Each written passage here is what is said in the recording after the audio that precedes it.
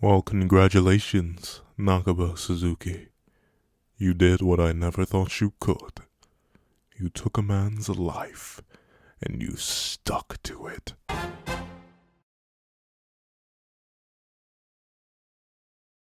Thank you to our final patrons, Red Wolf 4765, Midnight Gem Lord, and Sean. Thank you to our $3 members, Recliner Plays and Red Wolf 4765, and a very big thank you to our $25 patron, Alex Ice Rose. Before we have this breakdown / review of chapter 100 of Fort.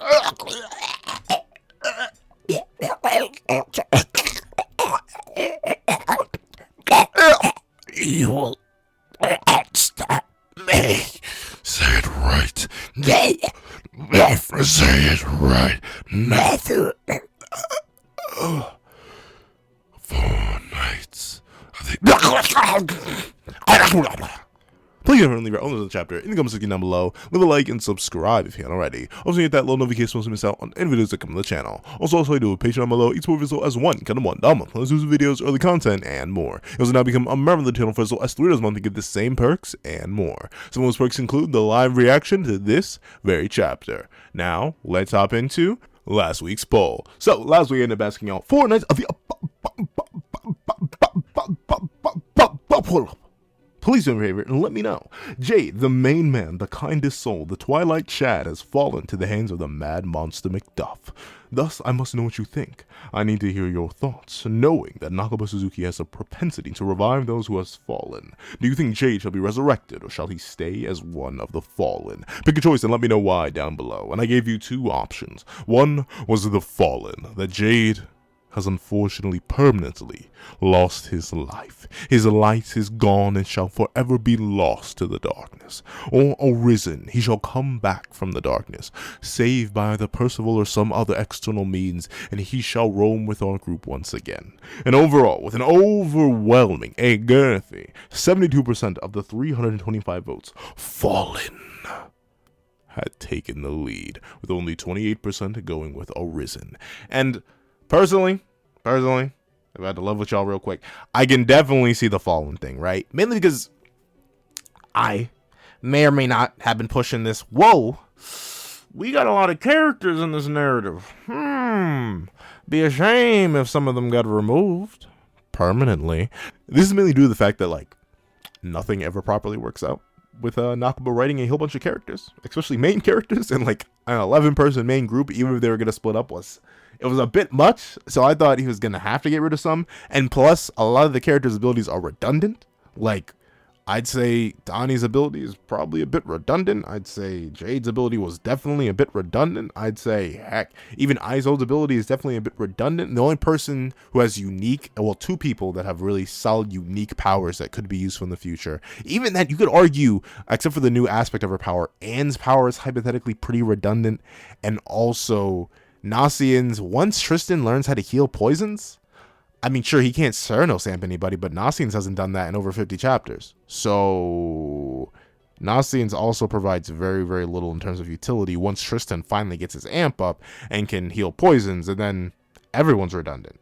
You could literally just sacrifice anybody and leave the 4 nights just fine. So I can definitely understand the 72% of y'all here. Yeah, it makes sense that Jade would go and stay gone in this sense, considering just he's extendable. He wasn't extendable enough, or else he would have lived. But he was expendable enough that he could just go. But I can also understand the arisen people here. Once again, I'm more of a propensitor. I'm more believe, and I'm a pusher of the fact that Nakaba will execute characters. Once again, Fraudrin, Droll, Gloxinia, Escanor, there's some bodies. There's some bodies that hit the floor. I ain't gonna lie to you. Nakaba doesn't bring everybody back, but he does bring enough characters of enough renown back that I'm not entirely too shocked that y'all believe that he would have arisen once again. Especially considering we have a guy who has literally revived himself on multiple occasions at this point, and it wouldn't be too outlandish if Nakaba wrote it so that, oh, Percy can revive anyone as long as there's enough hope, as long as there's enough power. Percy can revive even the people who should not be able to be revived. But overall, the 72% of y'all, I agree with. And thank you guys for participating in that poll. Make sure you get your input in on tomorrow's poll, dropping at 12 p.m. to make sure your input is included for next week's review, or 2 weeks from now's review, because we are on break. But regardless, let's hop into chapter 91. Plus 9, aka 100. What's up, guys? Welcome to you. Here we are to read chapter 100 of Fortnights of the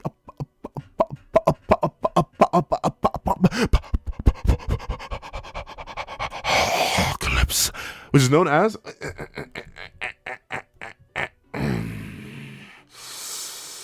Flames of Remembrance. Is that a Kingdom Hearts reference? I'm sorry. Everything's a Kingdom Hearts reference if you look hard enough. And then within every Kingdom Hearts reference is a JoJo reference. Then within every JoJo's reference is another JoJo's reference.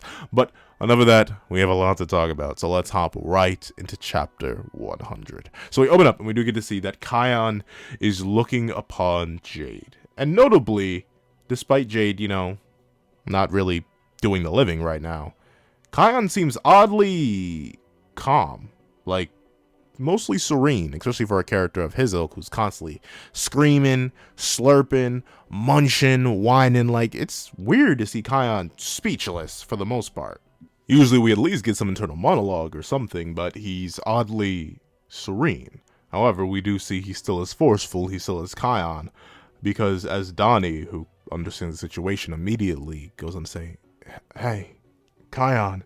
Chion bumps right through him and Nasiens. And he goes to Jade and is like, "How did you even lose in a place like this? On your feet, Jade!" And we see Isolde, still broken down in tears and agony, tries to explain to Chion. "Chion, Jade is... Percival, hurry up and heal Jade, now!" And we see Percival, who has to leave the still crying and broken Anne, comes over to Jade's body. Isolde steps away, and Percival releases a large burst of his magic. This is one of the largest healing things we've seen him do, I'd say. Well, actually, no, he did a pretty sizable one previously, but he goes on to heal Jade. But Jade, at least the Jade we knew, isn't necessarily there. All is left is his flesh, his body, and we see as the mini Percys sacrifice themselves once again to heal Jade, taking away not just the wounds but also his own life and stuff like that. We see Percy struggling with the fact that he can tell Jade's not there anymore. Jade is gone. And while Percy may be calm enough and quiet enough and reserved enough to maybe keep that to himself and let Chion find out on his own, the mini Percys, as they observe Jade, are like, he's totally dead. Even with his wounds healed, he's still dead. And yeah, this is it. This is it. Now, this obviously has massive implications on its own. The mini Percys can do a lot. They can even revive Percival himself. But this is essentially laying down. It is setting the ground rule. And Nakaba, I'm a stickler for my rules, dog, so you better not go back on this for no power of love or no power of friendship or anything like that. But it is setting the rule that if a character goes, they are gone. Not even Percy, with his literal plot-breaking magic, can bring back the make undead, I presume, or bring back those who have perished. Now, the reason this has massive implications is because now, if a character gets their head blown off, they're done. There's nothing we can do about that. Heck, Jade perished in a pretty normal way. He got a hand through his chest. That, in our world, would definitely take out most people. But within the world of Seven Deadly Sins, there was always the tacit belief that, hypothetically, say the worst happened. Say someone truly did get put in a situation that, for all intents and purposes, in our world would be lethal, they'll be fine. Because we have Percy, the Knight of Death. He can kind of just undo it. We've seen him undo his own death, why not others? But with this being established here, that the mini Percys themselves, beings that are pretty much established to be much smarter than Percy himself and have a better understanding of their own capabilities and ways, way more than Percy does, they are admitting that they cannot revive him. Which means that Nasiens is on the chopping block. Donny is on the chopping block. Chion is on the chopping block. Isolde and Anne, once again, heavily debatable. I don't think we're going to execute two of the main love interests.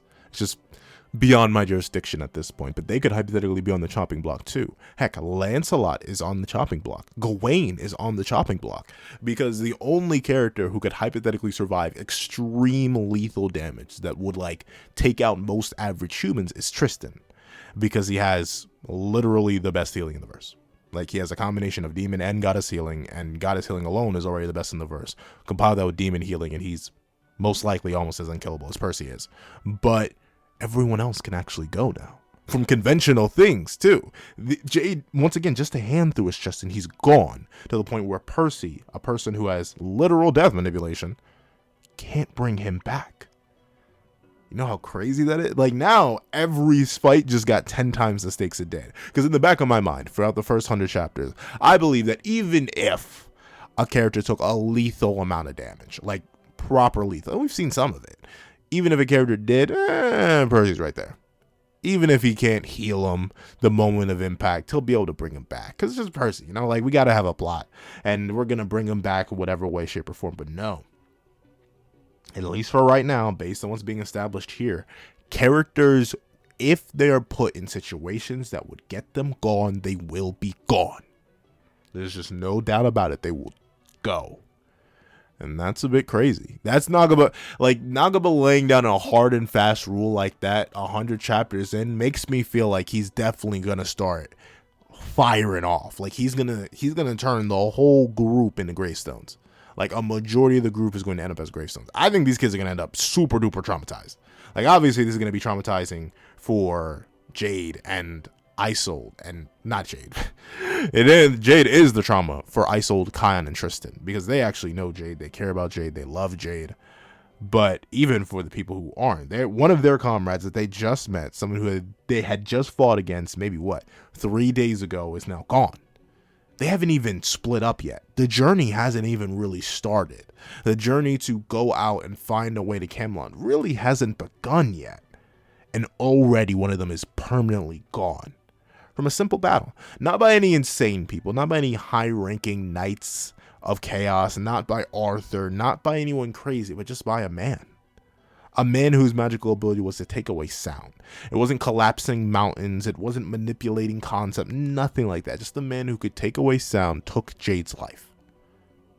It was that easy, that simple, that quick. The implications that this has, not only on the story and its writing as a whole, considering Nagaba is laying down this ground rule, but also the implications that it has for the characters and how they'll feel about the journey and how they'll reflect on what this means for them in the future. I'm super excited because Nakaba's playing it straight. For the most part throughout this entire chapter, there's one moment where he breaks, but for a majority of the chapter, it's not treated as a joke. It's not treated as something funny. It's not treated as something to be laughed at. No, the end of Jade is something that's going to haunt these characters. And when more of them go, one by one, it's going to continue to haunt these characters, bit by bit and day by day. And that's great. I'm much more... I'm a guy who likes some lasting consequences. In narrative format. If life was so easy that nothing had lasting consequences, then I'd be like, oh, wonderful. That's great. I wish life was like that, but it's not.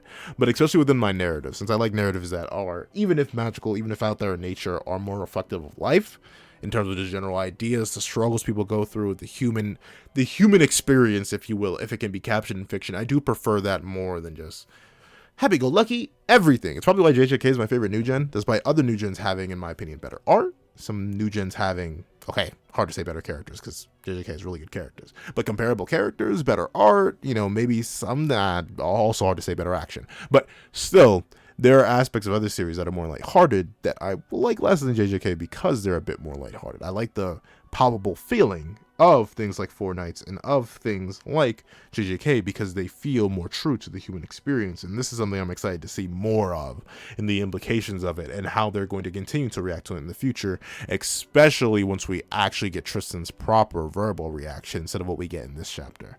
However, sorry, I went on a whole tangent about that.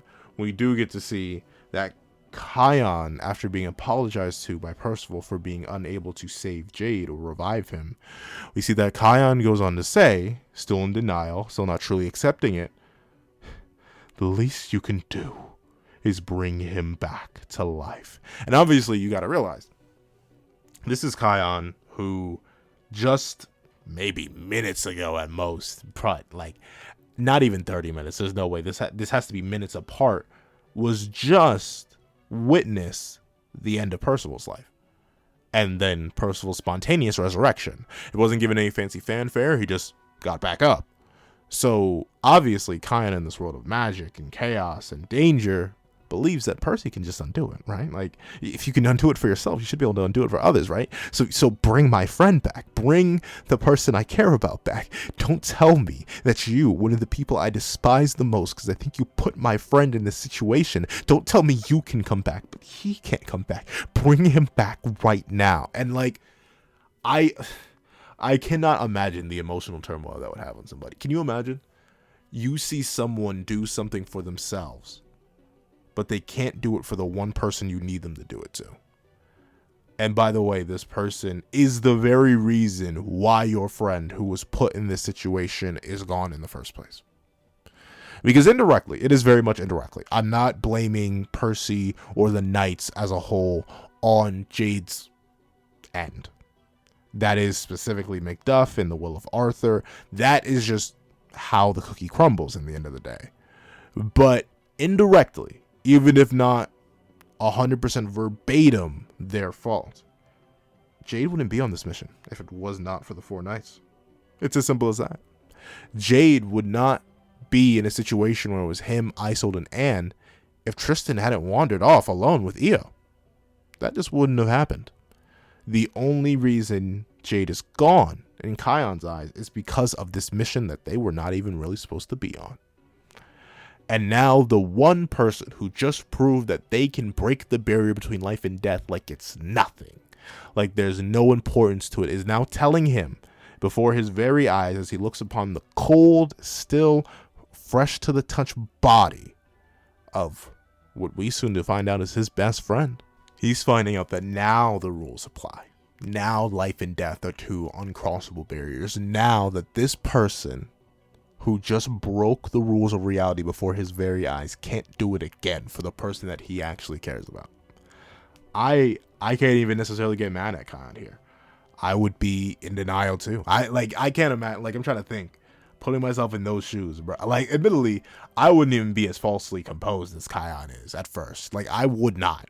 I would look at it and I would find out my homie's gone, my best homie, and I would be hysterical. I can tell you now, I would lose my good mind right then, right there. I can tell you that.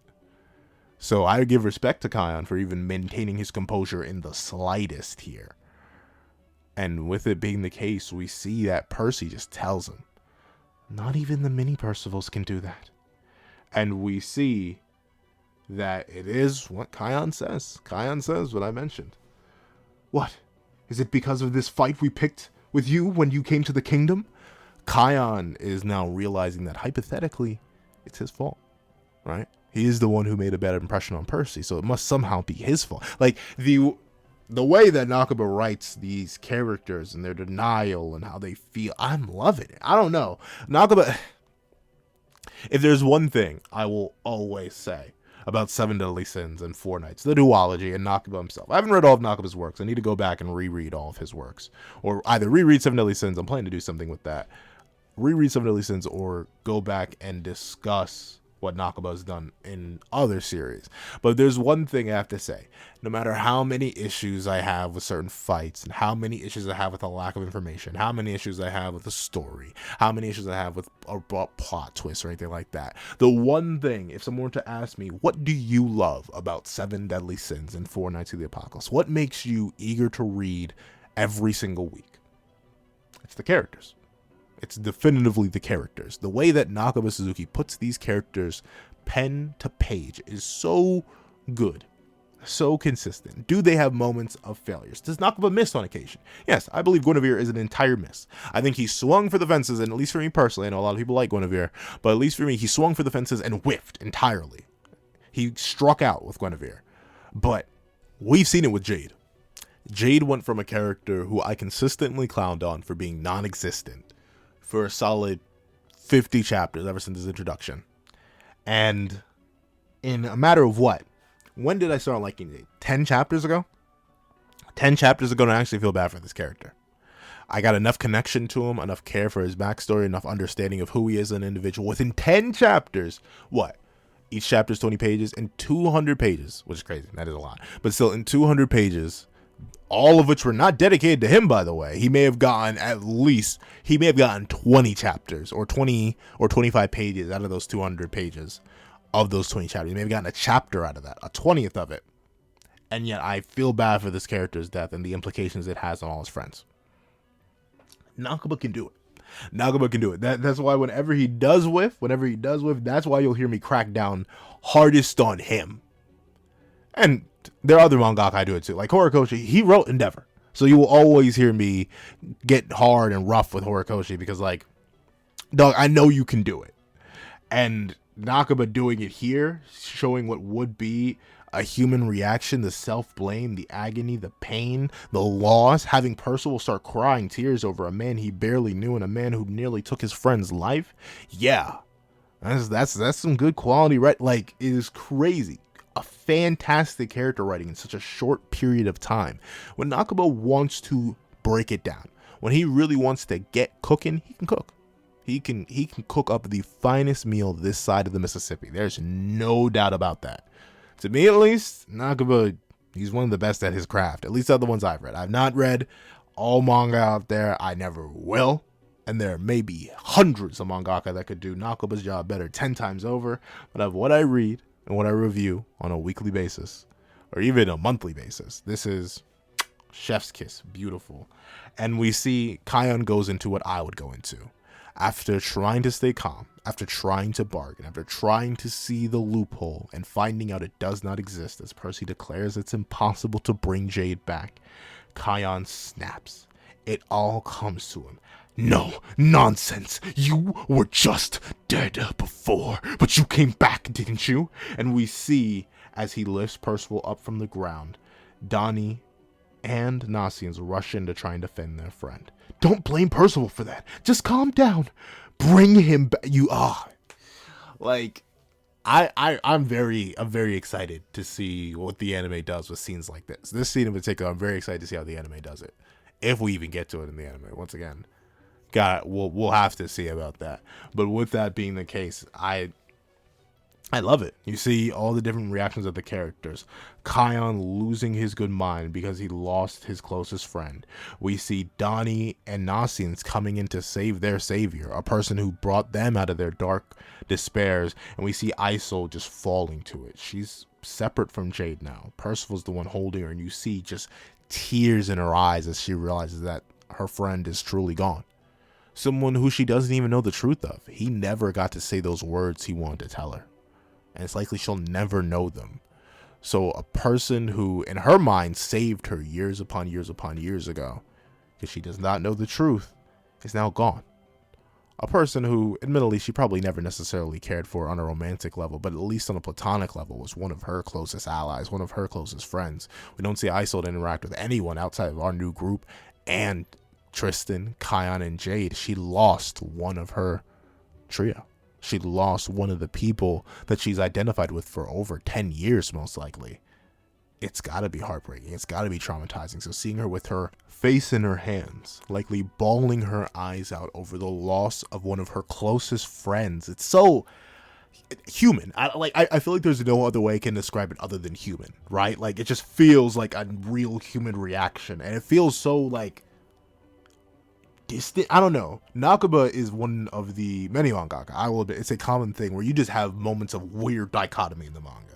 Like, this is the same manga that has, like, little mini talking magical dudes who are the border between life and death. Like, we have so many weird things in this manga. So when we just sit down and break down and just have human people reacting in human ways, it just feels so, it feels great. Like, I respect it on a writing front, but it also just feels so sad and tangible.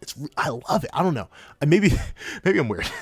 Tell me down below. Do you like it? Do you like it when things are treated with, like, weight and gravitas that they would be in real life? Or do you prefer when, like, manga, it takes a separate route, right? Like, this obviously isn't reality. And sometimes a lot of people read manga to get away from reality. People watch TV for the same thing. TV, read books, people usually consume media to get away.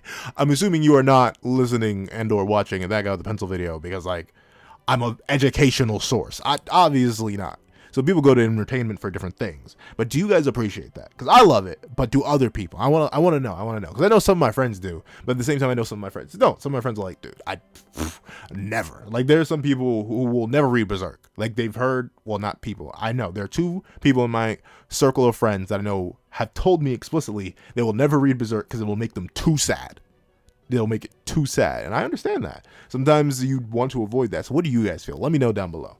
All right, we do get to see, as Chion, with anger in his eye, holds up Percival, he sees something that sort of breaks him out of his trance. We see that Chion hears, if I could do that, I'd want nothing more than to bring my grandpa back. Dog, that...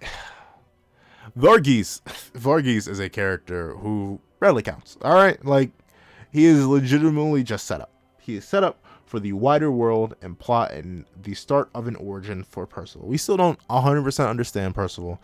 We don't know his mom. We don't know his lineage. I'm still iffy on the idea that he's 100% human and there's nothing non-human about him. I'm still super duper iffy on that, especially with the introduction of Diodra. I'm just so very, very skeptical around Percy as an individual.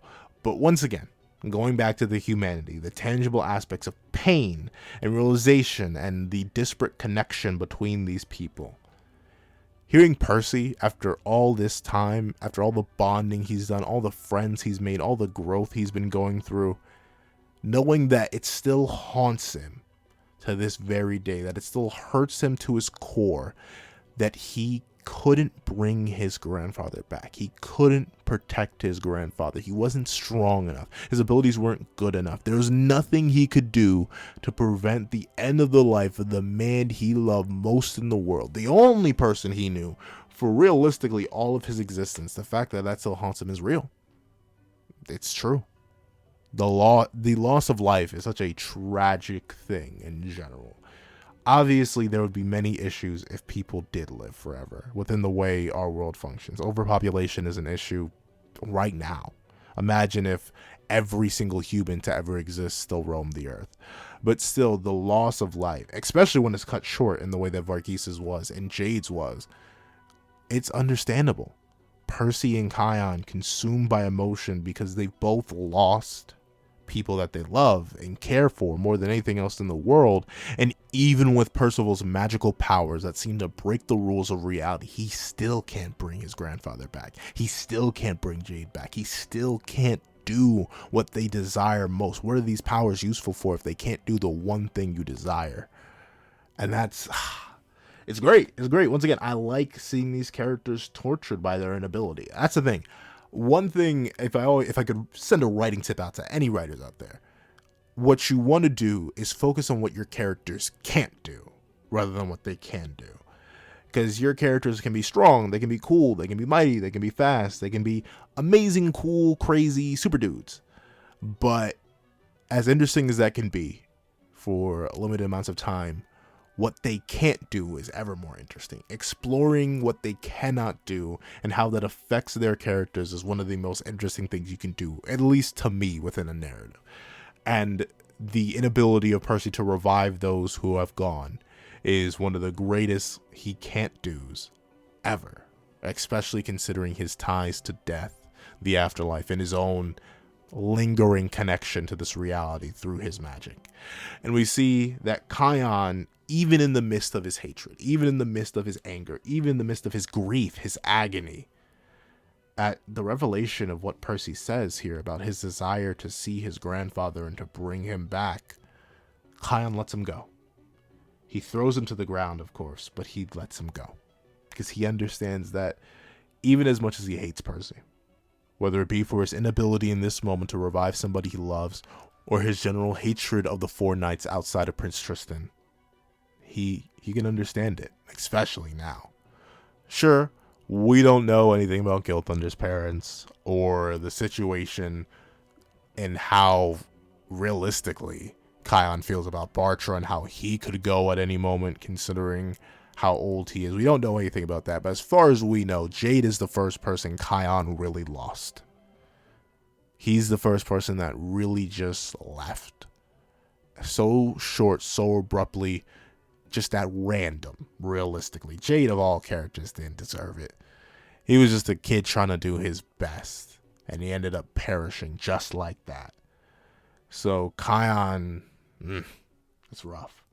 And we see, as Nasiens and Anne check up on Percival, Donny yells at Chion, "What are you doing? What's wrong with you?"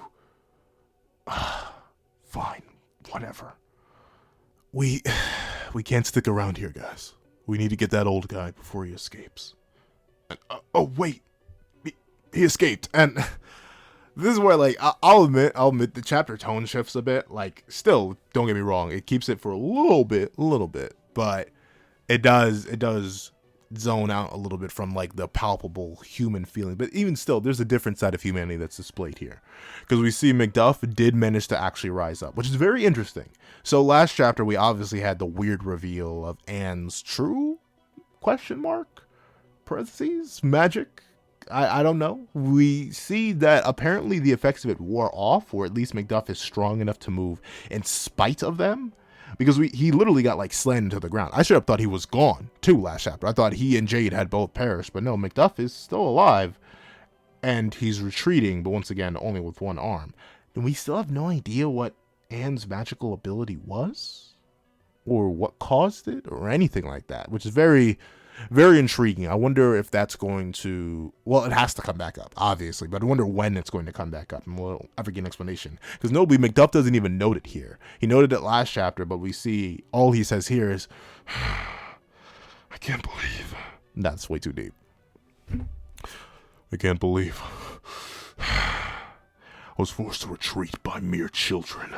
I must leave daily heal my wounds. And, dog, like, I mean, we've seen that limbs can be reattached. If you have the rest of the limb by a hyper recovery orb, how are you going to heal your wounds? Is Arthur personally going to heal you? Like, I have no idea how you're going to come back and be viable.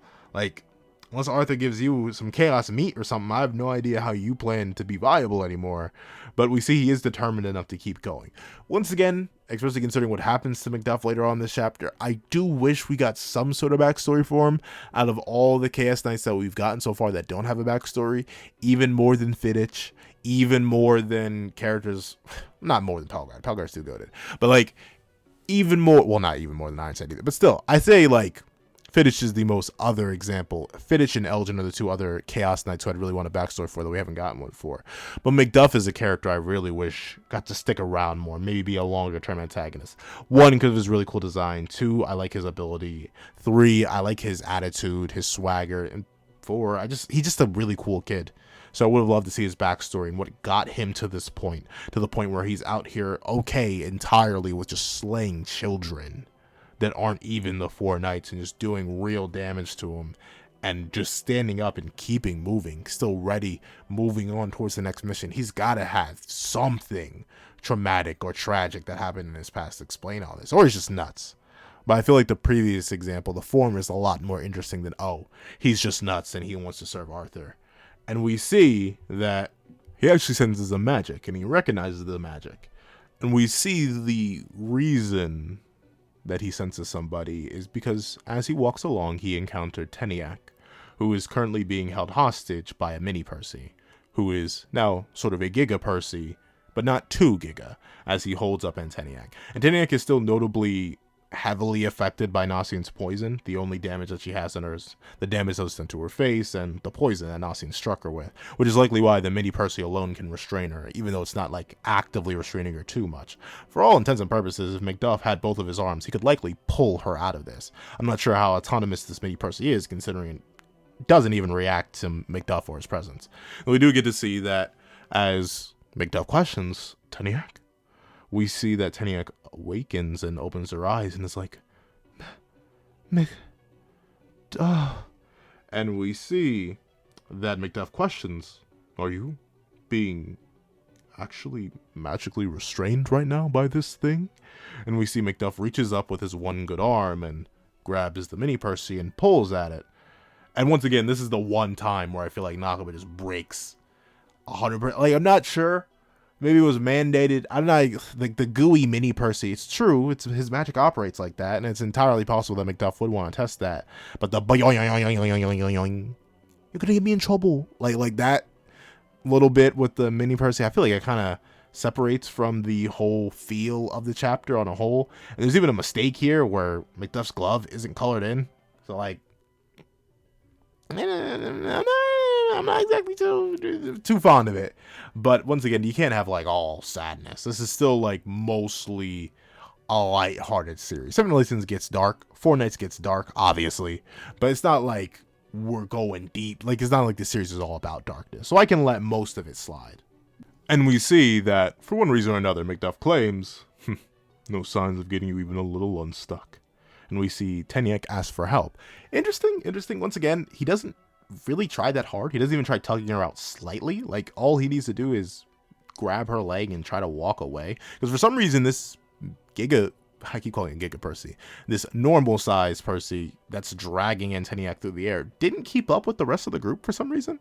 Like, they're far enough away that this whole interaction just goes entirely unheard or unnoticed by anybody, which is strange. I don't know why this mini Percy was lagging so far behind. I get it, it's carrying a person, but like, we've seen Percys and mini Percys do a lot more. Like, we saw a mini Percy punch away Meliodas' fist.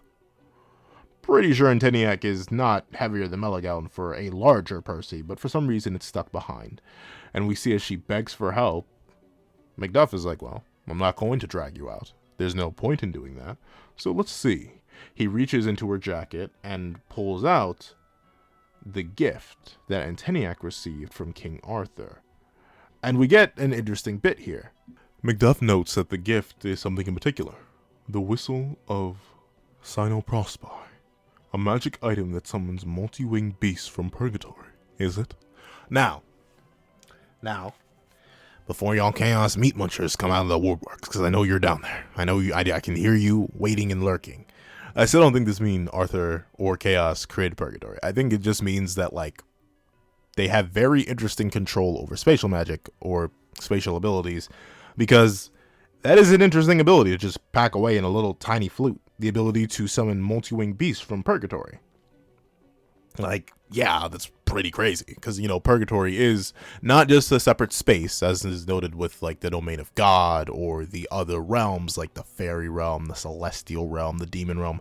No, Purgatory is, in fact, a whole separate time space. Like, it operates on a different time scale than the rest of the verse, which no other realm we've seen and have decent enough information on so far does. The Demon Realm, the Celestial Realm, the Fairy Realm, Megadozer, obviously, it's in the human realm, and the mortal realm, they all run on the exact same time scale. Even the Domain of God and all that run on the exact same time scale.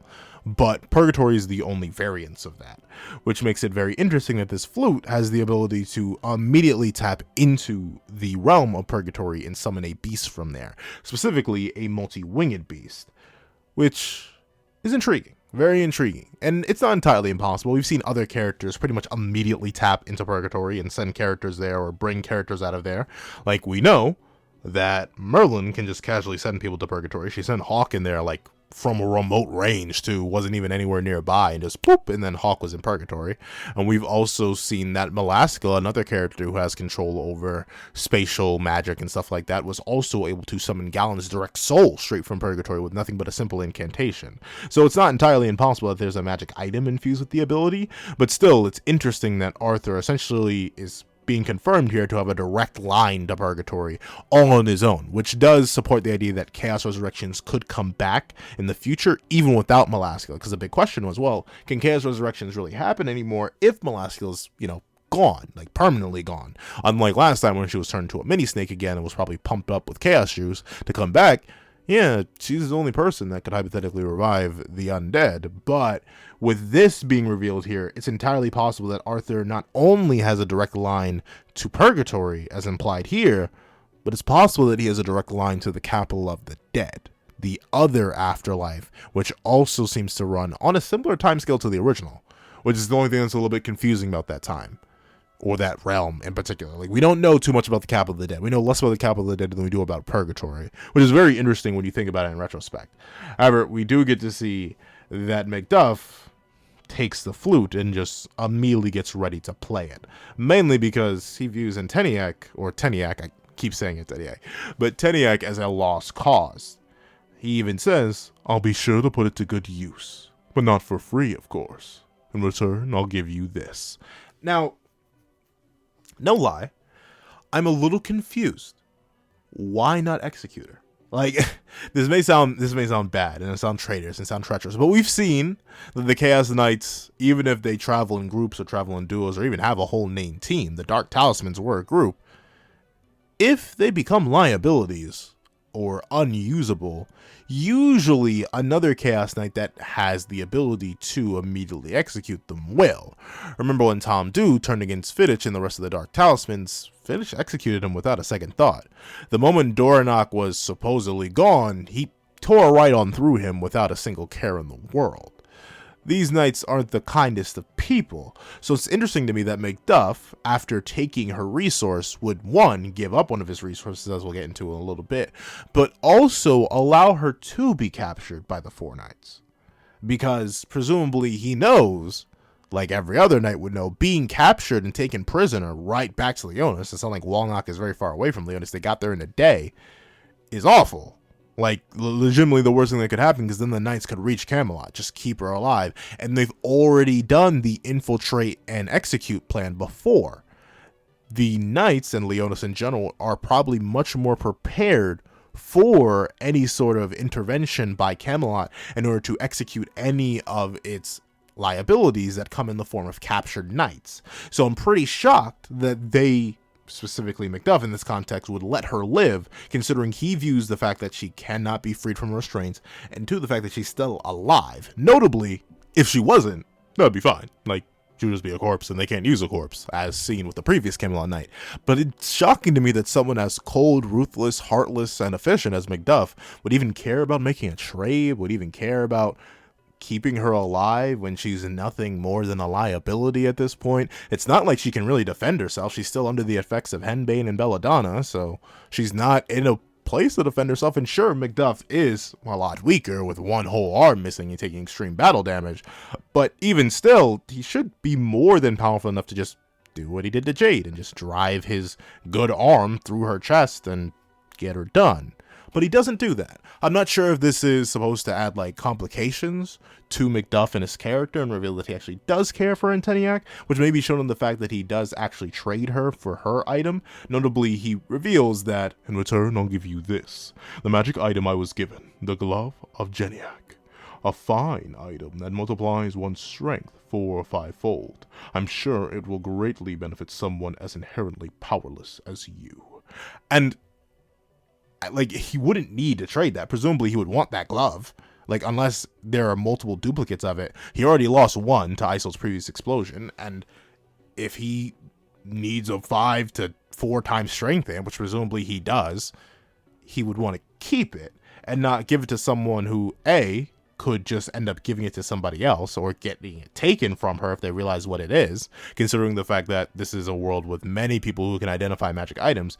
But two, once again, she's just a liability at this point. That sounds wrong to reduce a whole person to that, but yeah, keeping her alive would be pretty darn bad. Maybe this is Macduff being, like, more cordial and personable than I ever thought he would be, and it's just that he's a deeper character that I don't fully understand, as is most likely been implied by a lot of his actions so far. I'm still not even 100% sure if he's blind or not. But with that being the case, I feel like it's just Nakaba. I don't want to see, because everything else in this chapter is so good, so solid, so well executed. I don't want to just say, oh, Nakaba just forgot that Macduff in character would never do something like this. But then again, I don't know. I'm going to lean towards the more charitable idea that Macduff is just a kinder soul to his partners than what would be implied. He's ruthless to everybody else, but to those he works with and those he cares about, even if he can be harsh and mean, as he does, just straight up call Heniac powerless and weak and fought her, he still cares enough that he wouldn't just take her item and leave her as a corpse, realistically. He'll leave her alive, he'll leave her with his item, and then he'll use hers to leave. It's interesting. It's a strange scene. This whole little section is pretty strange. It leads to a very good thing. I like it later. But still a little bit weird. However, one thing I will admit are these gloves are also a very interesting point of topic too. Because the whole thing about them multiplying one's strength by 4 or 5-fold. That's really, really interesting. I'm not sure what the origin is of these things. Maybe Merlin made them before she abandoned or was we don't know 100%. I need to make a video about that. That was revealed forever ago, and I still haven't made a video about that. But Merlin not existing at all anymore raises questions about where these magical items come from. We do see a mage way back in like chapter 6 that happens to be holding a chaos staff. Maybe they're the ones who produces these items, or maybe these items are obtained from somewhere. But like, the Purgatory Beast flute is cool and all, but literal gloves that multiply your strength 4 or 5-fold? That is insane. Like, can these be mass produced? Can everyone have them? If so, why doesn't everyone have them?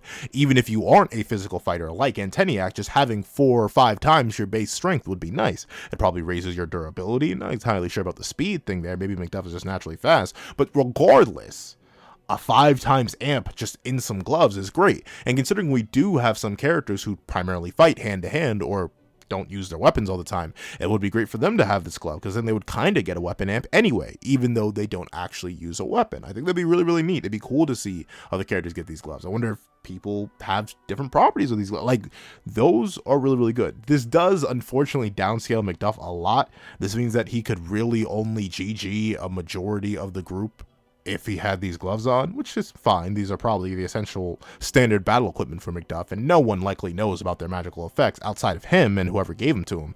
But still, the fact that he's only about a 5th or a 4th as strong as we've seen him be, it's kind of underwhelming and kind of sad. Like, if anything, it wouldn't make sense for them to restrict his power. But I'm kind of sad that he's only a 4th or a 5th as strong as what we've seen, considering I really, really like the character. And he's honestly been one of the greatest villains that we've seen so far, which is kind of crazy to think about, considering he was introduced like 15 chapters ago. If that, really thinking about it. However, we do get to see, as Anteniac begs, I'm sorry, I keep saying Anteniac. As we see, and I almost said it again, Anteniac beg to give that back, McDuff inhales and lets out a cry through the whistle. He lets out a whole pih, and we see that no one exactly hears it, but action is taken against McDuff, as Donny mentioned earlier. Stuff needs to be done in order to make sure McDuff does not get away, like Anteniac can't get away now that she's restrained.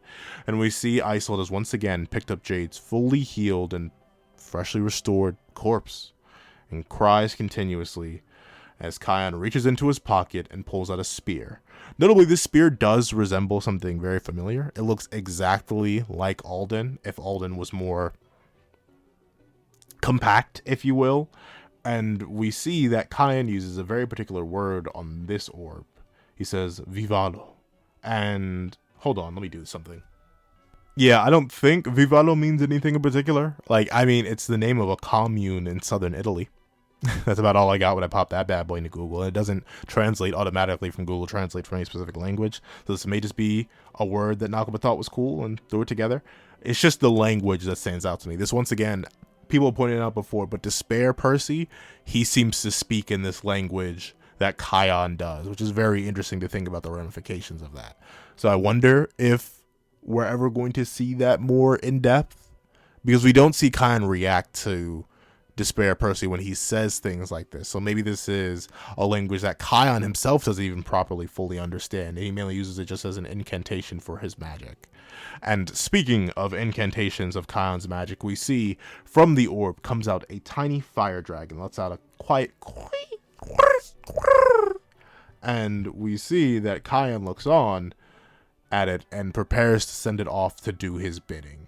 And we see that the massive multi-winged Purgatory Beast that McDuff summons did arrive, and McDuff is currently escaping at top speed. Once again, one arm on, but hey, he's still able to hold on to the beast as it's moving. Though we do get to see that Chion, in an act of justice and an act of vengeance, says, "The target has fled this place.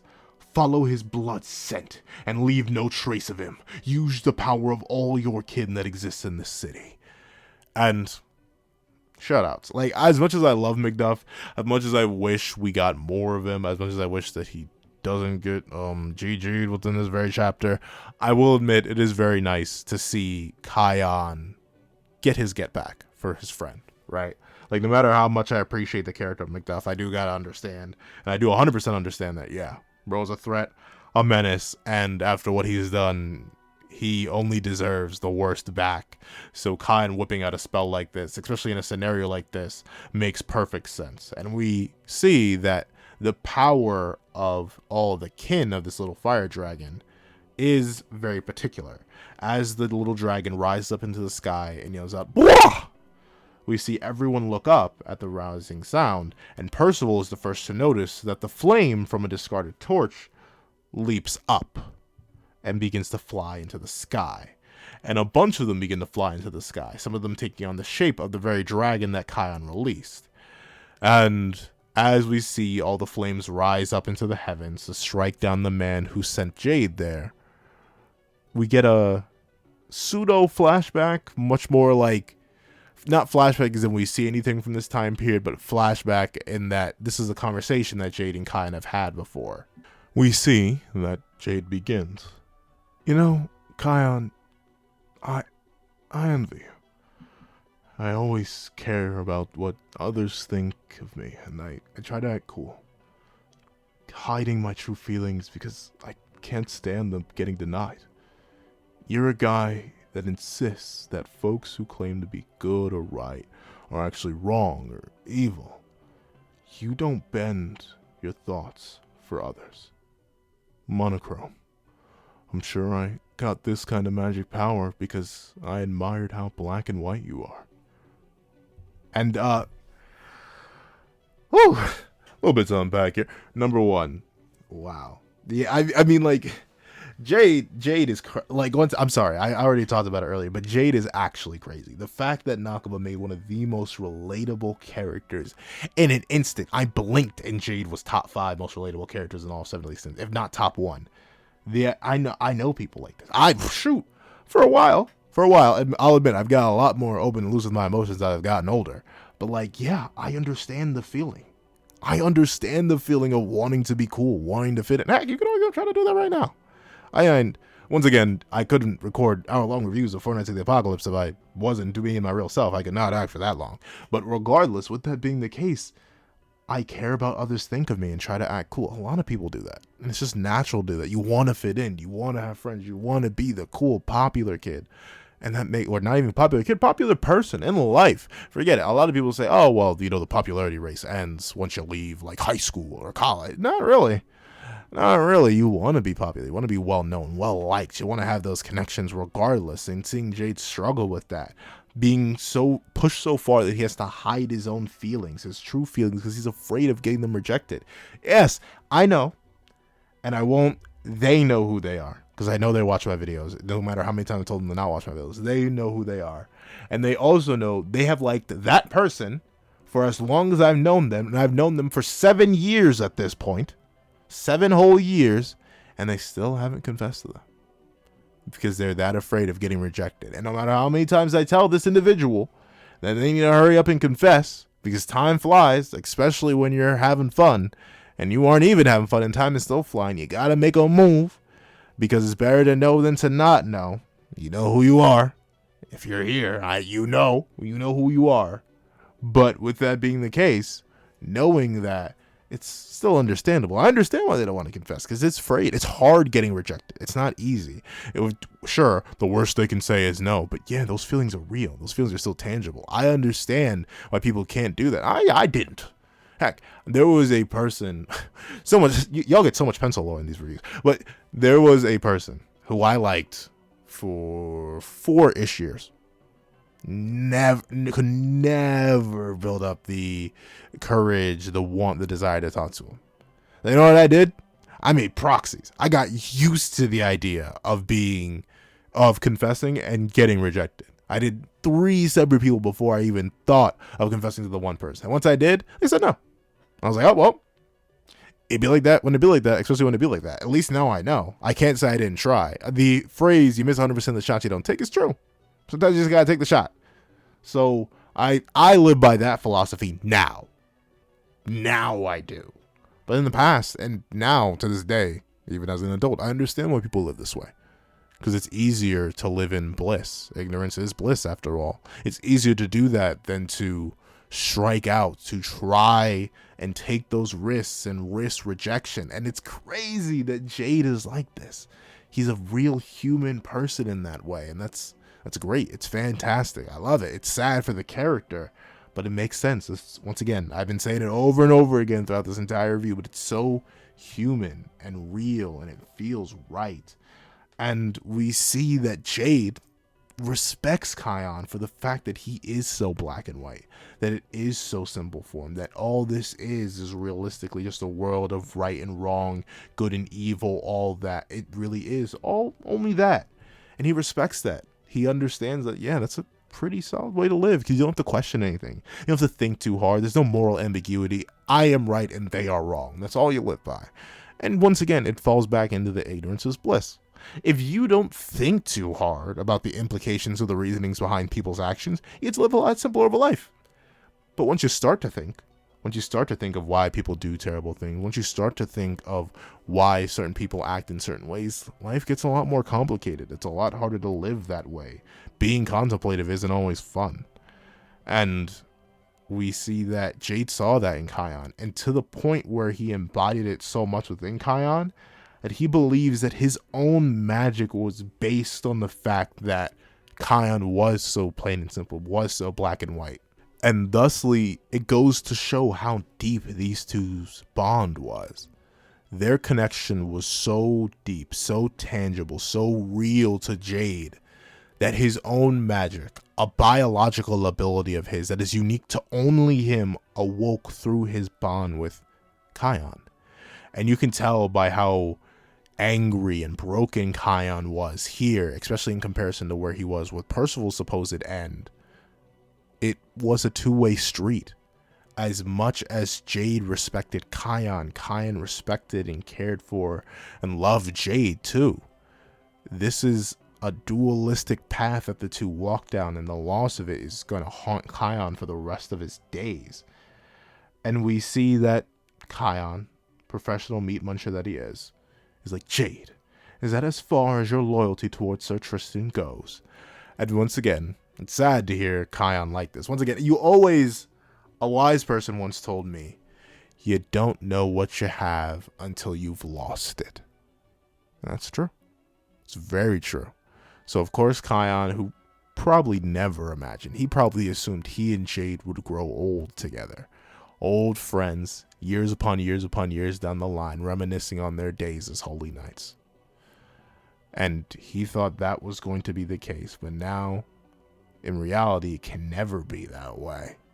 And Chion in the past didn't know that, so he still was just riding Tristan, who we see, he recognizes Chion's death sky burial technique, where all the different fire dragons emerge into this gigantic plume of fire deep in the night, taken from all the torches that exist in this Festival of the Dead.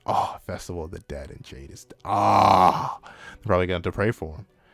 And we see that as Tristan rushes along, away from Io, by the way, we do not see Io at all in this chapter, meaning that Tristan did leave her to her own devices. Wherever she's going or whatever she's doing is entirely unknown. But we see that Jade admits, don't get me wrong, I respect him, and from the bottom of my heart, I think he's amazing. So we see that Jade does respect Tristan. He does see how amazing he is. He can respect that this demon goddess human hybrid is probably at a power level that he could never achieve after numerous years of training and existence, reaching his prime and beyond that. He respects that about Tristan. But in the end, due to all the different things that Tristan has done, saving his friends when he couldn't, being more powerful than he is by birth, being in a higher position than Jade is by birth, having so many unfair natural advantages that Jade could never hope to get, he hates Tristan's guts. He despises him. He hates everything that Tristan is, because Tristan is just better in every way, shape, and form. He's a better person for Isol to fall in love with. He's a stronger warrior. He's more compassionate. He has better abilities. His magic is superior in every way. Jade is just a lesser variation of Tristan. And Tristan is none the wiser. while Jade despises everything Tristan is because he knows he could never be Tristan. He knows that that's beyond his jurisdiction. He could never hope to match the Twilight Prince, as all he is a copy. And that's like, once again, I know people who see people who are essentially just them but better. Yeah, it happens. I think every single person, unless you're like top of the line, richest person in the world, yeah, we've seen people who are literally just us, but like just a better variation of them. I've seen it everywhere in life, whether it's been a person who's smarter than me at something, that's a better variation of me. Person who's stronger than me, better variation of me. Person who's faster, better variation of me. Person who's better at art, better variation of me. Like, you can just go down the whole rabbit line. They make more money. They have a bigger house. They have a bigger car. Like, yeah, whatever. There, it exists. But usually it's in one aspect. The person who's smarter than me usually isn't as strong as me. The person who's better at art than me usually isn't as smart as me. The person who's faster than me isn't as strong as me. There are all these different variations that keep me from just being like, yeah, I can respect it. In fact, I appreciate that there are people better than me. And I think being number one is awful. I don't think I ever want to be number one, because then there's nothing else for you to chase other than, one, yourself, and two, keeping your number one spot. So I think being number one is a burden in of itself. But I can't imagine being directly in the shadow of a person who is your superior in every single way. I, luckily enough, have never had to live that life.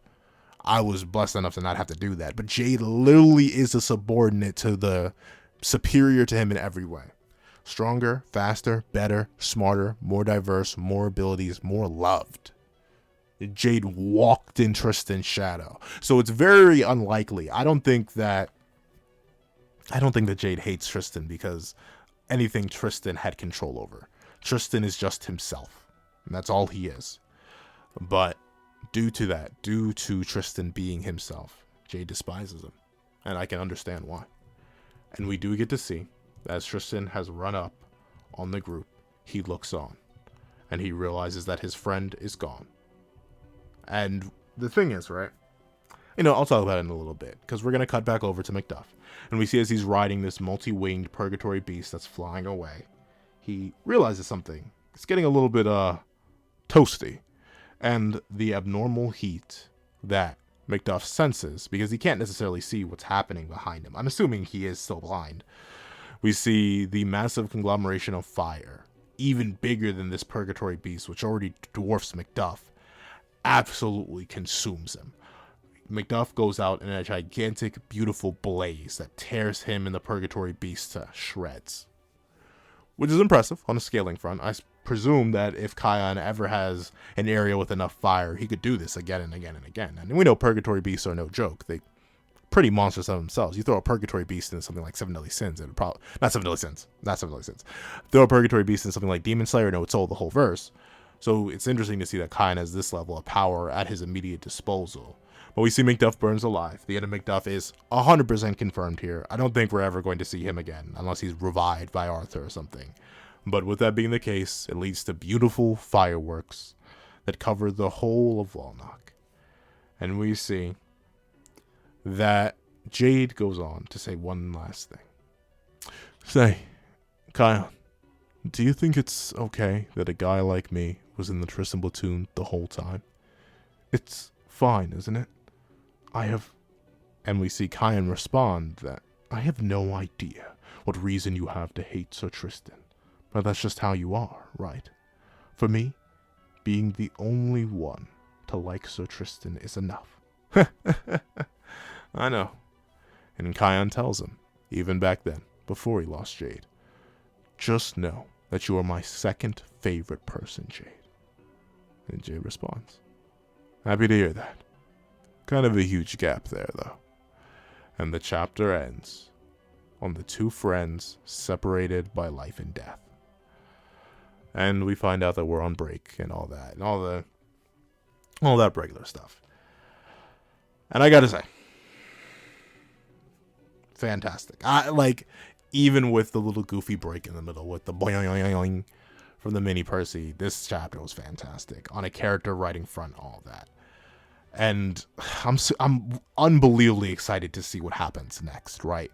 Because obviously we saw Chion's reaction. We've seen most of the crew's reaction. We haven't seen Lancelot and Gawain. And I highly doubt they'll care. Like, as much as I love those two characters, I think they are quite cold and callous. They may, like, help barium or something, but not only are they currently fighting a whole demon threat that goes entirely unmentioned in this chapter because of the focus on our main crew, but, yeah, they have more important things to worry about at the moment. They probably don't even know he's gone. They probably didn't even sense it, considering all magic was just free to be sensed by Io herself not that long ago.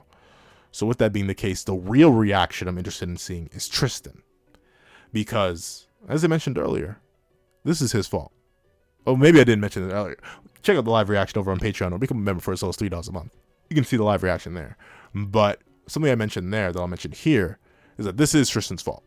Like, as much as I talked about earlier that, you know, you don't necessarily have to blame the 4 knights or anything like that. It's not like they wanted to be sent on this mission. It's not like they wanted to be sent out to stop Camelot. No, Tristan left with Io. The only reason Jade was in a position where he could end up unalived is because Tristan made a stupid decision. He went alone with a person that he could easily identify was a threat, and then sent his friends out on a wild goose chase to hunt him down. That is entirely Tristan's fault. He should have taken somebody with him. He should have told them where he was going. If any other scenario had happened where Tristan acted with a little bit more intelligence, Jade would not be dead. It is his fault. And I want to see what happens when he realizes that.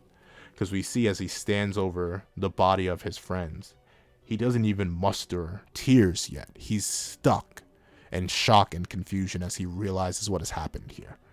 And I want to see that. I want to see how Chion reacts. Because I think Chion, as much as he loves Tristan, he's going to even have to acknowledge that. Because the whole reason they're out there right now, the only reason Jade is dead is because of Tristan making a stupid mistake. I want to see how Chion reacts. The #1 Tristan fan out there. I want to see how he reacts to the fact that he lost his second favorite person, his best friend, because of Tristan, who just shows up out of nowhere, unharmed, undamaged. I want to know. Overall, super duper W chapter. Even with the Percy thing, it's still an 11, 12 out of 10 chapter. This is the kind of chapter 100 that commemorates the entire series. And it's on a crew that's only been realistically introduced in the back half of the series so far. We've only had 50 chapters to connect to and understand and develop these characters in particular, the Tristan platoon and all them. But even the stuff from the non-Tristan platoon members, from Donny, from Nasiens, from Percival, and does do very little in this chapter, but still, all that's fantastic. Hypothetically getting more layers to Macduff and seeing stuff like that, that's great. Getting more development on the magical items, that's great. Overall, the chapter's just an endless W. An endless W. Wonderful chapter. I love it. Super excited for chapter 101. I think we're going to get great reaction stuff in there, or we're going to cut over to the demon battle. Either way, I'm super excited. However, that's what I think. Please what you guys think in the comment section down below. Thank you guys so much for watching. Remember to like, share, comment, and subscribe. It makes a little notification bell so you miss out on any videos that come to the channel. Also, I do have a Patreon below. Each one as low as $1 a month. This is videos, early content, and more. You also now become a member of the channel for as low as $3 a month to get the same perks and more. Now, thank you guys so much for watching once again, and I hope you guys have a wonderful day. This is Dago the Pencil, writing off.